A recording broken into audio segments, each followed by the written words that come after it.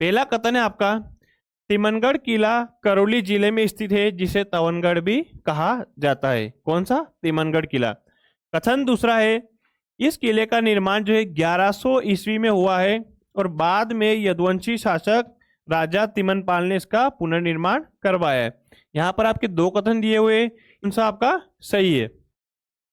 पहला है आपका कथन एक और कथन दो दोनों सही है। दूसरा ऑप्शन है आपका कथन एक और कथन दो दोनों गलत है।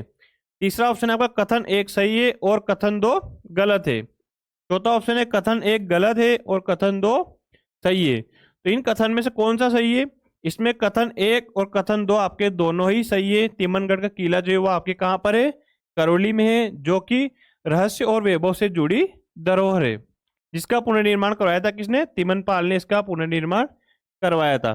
अगर हम बात करें इस किले की, तिमनगढ़ का किला है, इसको क्या कहा जाता है? तवनगढ़ भी इसको कहा जाता है, जिसका पुनर्निर्माण किसने करवाया था? तिमनपाल ने इसका पुनर्निर्माण करवाया।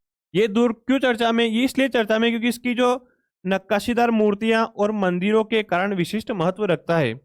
साथ ही यह 11वीं और 12वीं शताब्दी की कलात्मक परंपरा का अनूठा प्रमाण भी माना जाता है। अगर हम बात करें तो इसमें जो मंदिरों की छतों और स्तंभों पर बने ज्यामितीय और पुष्प अलंकरण पर्यटकों को आकर्षित करते हैं। स्थानीय मान्यताओं के अनुसार इसके पास में सागर झील में एक पारस पत्थर है। कौन सा? सागर झील पारस पत्थर स्थित है, जिसके स्पर्श धातु सोने में बदल जाती है। तो कौन सी झील है? सागर झील पूछी। इसमें कौन सी? सागर झील बताएगी, जो कहाँ के? आपके तिमनगढ़ किले के पास में, जो कहाँ पर है? करौली में है।